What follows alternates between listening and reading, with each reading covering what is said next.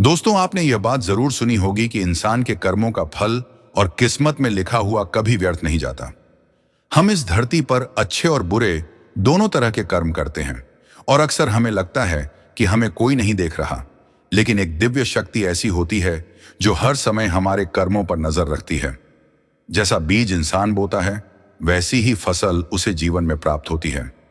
यह कहावत तो आपने कई बार सुनी होगी कि इंसान जैसा कर्म करता है, वैसा ही फल भी उसे मिलता है। लेकिन क्या आपने कभी सच में इस बात पर विश्वास किया है कि हमारे हर कर्म का परिणाम हमें जरूर मिलता है? आइए एक छोटी सी कहानी के जरिए इसे समझते हैं। नमस्कार दोस्तों, स्वागत है आपका हमारे YouTube चैनल गीता संस्कार में। एक गांव में रघु नाम का एक मेहनती किसान रहता था। उसके परिवार में केवल वह और उसकी पत्नी ही थे। एक दिन रघु और उसकी पत्नी अपने खेत का अनाज बेचने के लिए दूसरे नगर गए थे। जब वे अनाज बेचकर वापस अपने गांव लौट रहे थे, तब उन्हें रास्ते में एक सुनसान मार्ग से होकर गुजरना पड़ा और दोनों उस अनजान रास्ते पर धीरे धीरे आगे बढ़ रहे थे। जब वे दूसरे राज्य की सीमा पार कर रहे थे, तभी रास्ते में उन्हें कुछ खतरनाक डाकू मिल गए। उन डाकुओं ने किसान और उसकी पत्नी के पास मौजूद सारा सामान छीन लिया और देखते ही देखते दोनों को पूरी तरह खाली हाथ कर दिया। इस तरह डाकुओं ने उन्हें बिल्कुल असहाय बना दिया। थोड़ी देर बाद वह डाकुओं का गिरोह वहां से चला गया, लेकिन किसान और उसकी पत्नी गहरी चिंता में डूब गए। वे दोनों सोचने लगे कि अब आगे क्या किया जाए। एक तरफ अनजान नगर और दूसरी तरफ उनके पास कोई धन भी नहीं बचा था, क्योंकि पराये शहर में बिना पैसे के जीवन चलाना बहुत कठिन होता है। किसान अपनी पत्नी को साथ लेकर धीरे धीरे शहर की ओर बढ़ने लगा। उसके मन में लगातार यही चिंता चल रही थी कि अब वह क्या करेगा और किस तरह इस मुश्किल परिस्थिति से बाहर निकलेगा। इन्हीं विचारों में खोया हुआ वह आगे बढ़ता जा रहा था।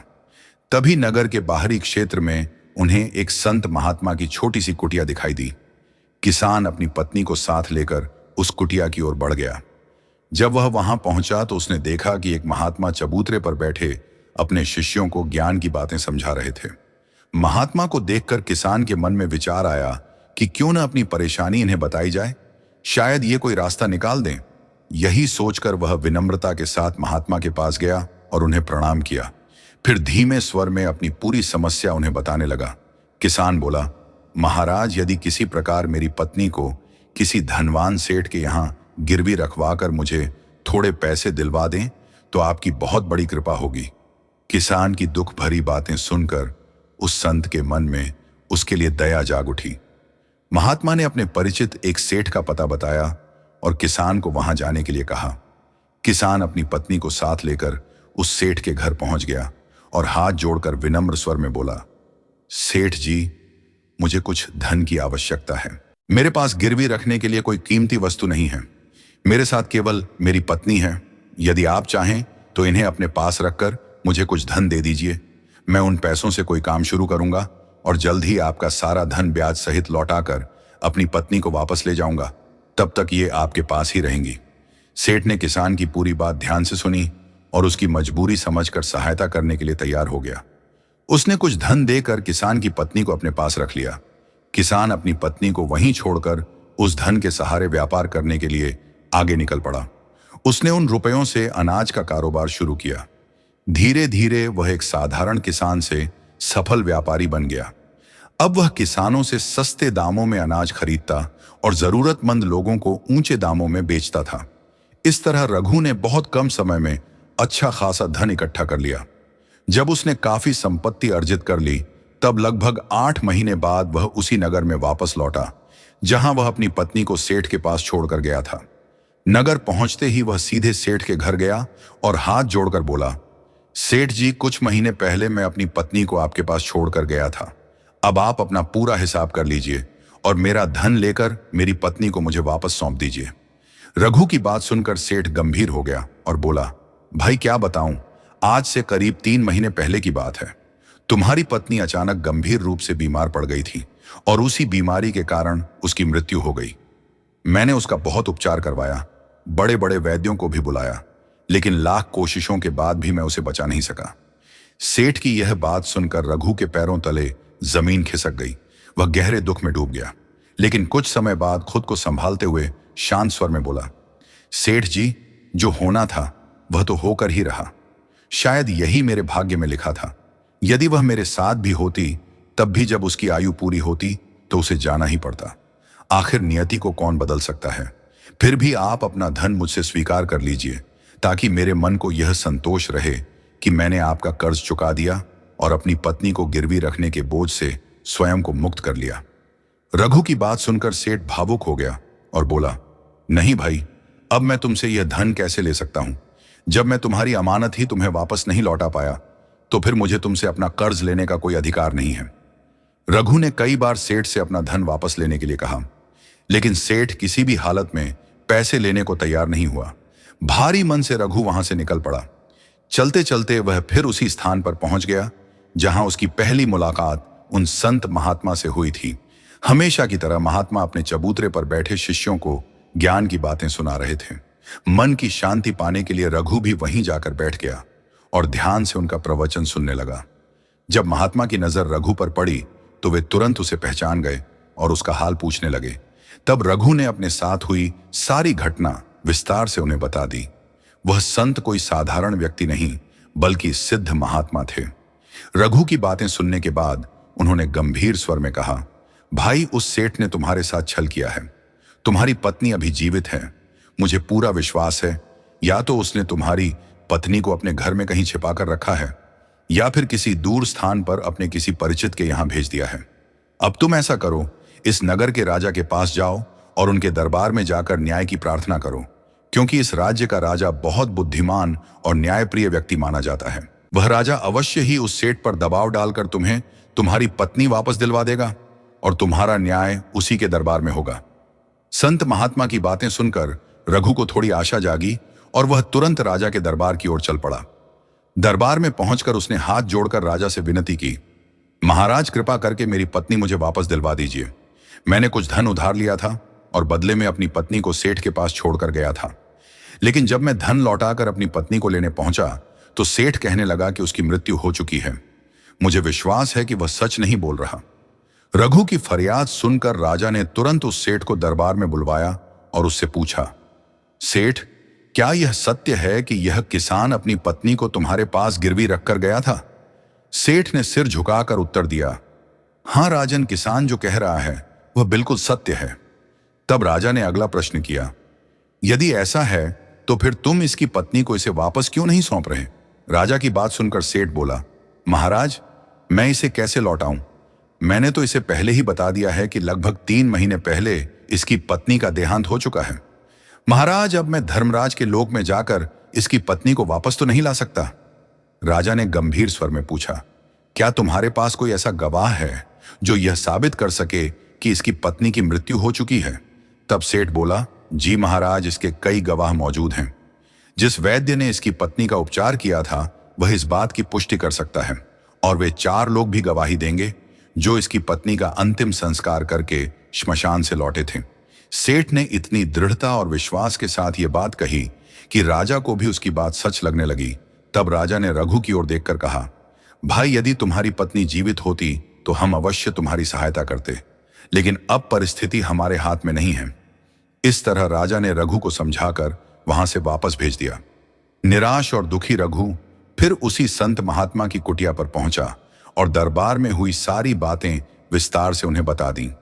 यह सब सुनकर महात्मा गंभीर हो गए और बोले, मैंने उस राजा को इतना अविवेकी नहीं समझा था।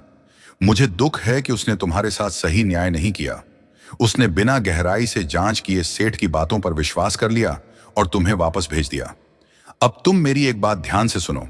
तुम एक बार फिर राजा के पास जाओ और उससे कहना कि वह केवल 3 घंटे के लिए अपनी राजगद्दी पर मुझे बैठने की अनुमति दे दे। तब मैं उसे दिखाऊंगा कि सच्चा न्याय किस प्रकार किया जाता है और सच्चा न्याय आखिर किसे कहा जाता है। रघु एक बार फिर राजा के दरबार में पहुंचा और महात्मा द्वारा कही गई पूरी बात राजा को बता दी। रघु की बातें सुनकर राजा कुछ देर सोच में पड़ गया। फिर शांत स्वर में बोला, मुझे 3 घंटे के लिए अपनी राजगद्दी छोड़ने में कोई आपत्ति नहीं है। यदि इससे तुम्हें न्याय मिल सकता है तो मैं उन महात्मा को कुछ समय के लिए राज सिंहासन सौंपने के लिए तैयार हूं। तुम उन्हें आदर सहित दरबार में लेकर आओ। राजा की अनुमति मिलते ही रघु तुरंत संत महात्मा के पास गया और उन्हें अपने साथ राज दरबार में ले आया। जब महात्मा दरबार में पहुंचे तो राजा ने सम्मानपूर्वक अपनी गद्दी उन्हें सौंप दी।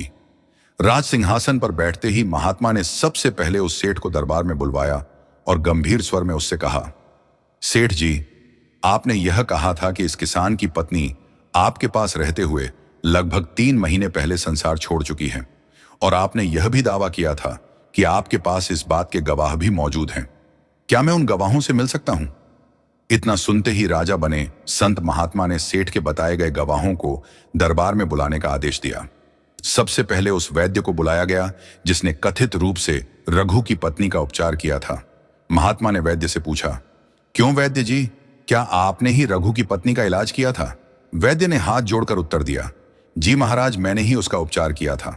वैद्य की बात सुनकर महात्मा ने फिर पूछा, अच्छा ये बताइए, क्या आप स्वयं सेठ के घर जाकर उसका इलाज करते थे या फिर रघु की पत्नी आपके औषधालय में आती थी? जब सेठ जी ने अर्थी पूरी तरह तैयार कर दी थी, उसके बाद ही हम उसे श्मशान लेकर गए और वहां अंतिम संस्कार करके लौट आए।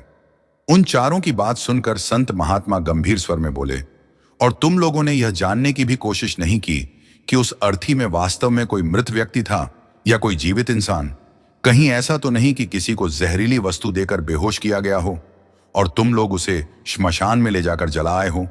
यह अत्यंत गंभीर अपराध है और इसके लिए तुम्हें मृत्युदंड तक दिया जा सकता है। यह सुनते ही उन चारों के चेहरों का रंग उड़ गया, क्योंकि वे पहले ही वैद्य की सजा देखकर भयभीत हो चुके थे। अब मृत्युदंड की बात सुनकर उनके हाथ पांव कांपने लगे। तभी संत महात्मा ने शांत भाव से सेठ की ओर देखा। महात्मा की नजर पड़ते ही सेठ का चेहरा डर से काला पड़ गया।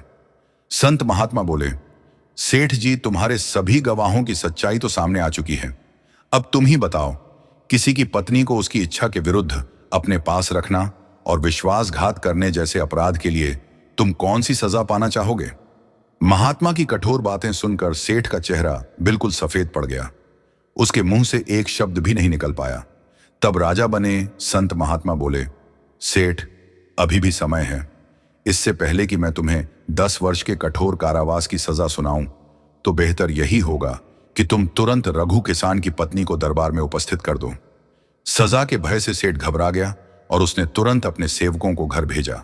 कुछ ही देर में रघु की पत्नी को दरबार में लाकर सबके सामने प्रस्तुत कर दिया।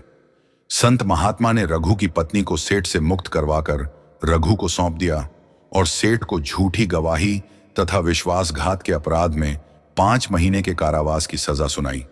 साथ ही उन चारों लोगों को भी कठोर दंड दिया गया जिन्होंने झूठी गवाही देकर रघु की पत्नी के अंतिम संस्कार की बात कही थी। यह सब देखकर राजा आश्चर्य में पड़ गया। उसने संत महात्मा के सामने हाथ जोड़कर कहा, महात्मा, आप सचमुच महान हैं। आपने मुझे सिखा दिया कि सच्चा न्याय किस प्रकार किया जाता है। राजा की बात सुनकर संत महात्मा बोले, राजन, मेरी 3 बातें हमेशा याद रखना। जीवन में कभी भी इन 3 परिस्थितियों में अपनी पत्नी को अकेला नहीं छोड़ना चाहिए। अब ध्यान से सुनो। यदि कोई व्यक्ति ऐसा करता है तो बाद में उसे गहरा पछतावा सहना पड़ सकता है। पहला समय वह होता है जब आपकी पत्नी किसी बीमारी से घिर जाए और अस्वस्थ हो जाए। ऐसी स्थिति में उसे अकेला छोड़कर कभी नहीं जाना चाहिए, क्योंकि विवाह के समय पति पत्नी एक दूसरे का साथ निभाने का वचन देते हैं कि मैं जीवन भर तुम्हारे सुख और दुख में तुम्हारा साथ निभाऊंगा। इसलिए जब आपकी पत्नी बीमार हो तो उस कठिन समय में उसे अकेला छोड़कर कभी नहीं जाना चाहिए, बल्कि उसके पास रहकर उसकी सेवा और देखभाल करनी चाहिए। जिस प्रकार पत्नी अपने पति की हर परिस्थिति में सेवा करती है, उसी प्रकार पति का भी धर्म बनता है कि वह अपनी पत्नी का पूरा साथ दे और उसकी हर जरूरत का ध्यान रखे। यही एक सच्चे जीवन साथी का कर्तव्य होता है। दूसरा समय वह होता है जब आपकी पत्नी निर्दोष हो और कोई उस पर झूठा आरोप लगाए। ऐसी परिस्थिति में आपको हमेशा उसके साथ मजबूती से खड़ा रहना चाहिए, क्योंकि एक लड़की अपने माता पिता का घर इस विश्वास के साथ छोड़ती है कि उसका पति हर हाल में उसका साथ देगा और उसकी भावनाओं को समझेगा। इसलिए यदि संसार उस पर झूठे आरोप लगाए तो उस समय आपको अपनी अर्धांगिनी का सहारा बनना चाहिए। उसे कभी अकेला महसूस नहीं होने देना चाहिए, बल्कि उसे भरोसा दिलाना चाहिए कि चाहे परिस्थिति कैसी भी हो, आप उसके साथ हैं।